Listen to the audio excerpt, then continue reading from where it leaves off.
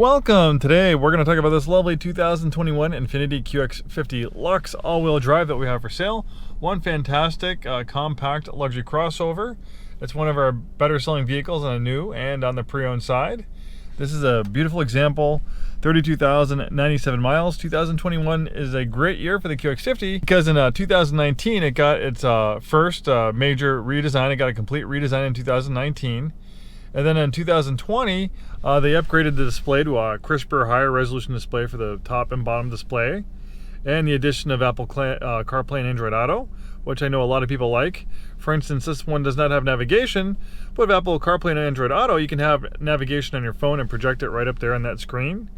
And for 2021, they made a lot of previously optional safety and driver's assistance features standard. We can hit this button right here, which activates our safety technologies. You can see that information is on the center display screen.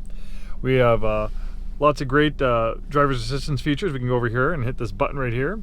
So we have a vehicle dynamic control that ties the traction and stability control system together, all into one system. We have a lane departure warning and lane departure intervention, so it'll steer you back in your lane if you start departing it. You have steering assist. This is great on the highway. Works great with the adaptive cruise control. So it'll make small steering corrections to keep you centered in your lane on the highway. And it can also follow gentle bends. We have distance control assist, which will encourage you to slow down, or the vehicle will automatically slow down when you have fast approaching traffic. We have a blind spot warning and blind spot intervention. So if you start changing lanes and there's a vehicle in your blind spot, it will steer you back in your lane. And then we have forward and backward emergency braking. We have a dual zone auto climate control, power and heated front seats. We have a great parking camera.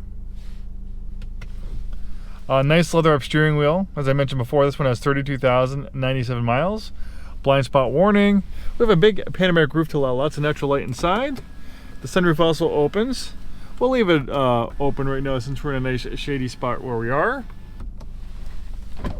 The QX50 features a beautiful curvaceous body. Infiniti really went to great lengths to make this thing look as beautiful as possible. Sometimes when you're dealing with these crossover SUVs, it's kind of like an egg shape or a jelly bean shape on wheels. But Infiniti was definitely up to task to make this thing look as beautiful as possible. And it's a really nice looking crossover SUV. The front end styling is very reminiscent of our Q50 sedan and our Q60 coupe. We also have Pioneer technology in the engine compartment. We have a variable compression turbocharged engine.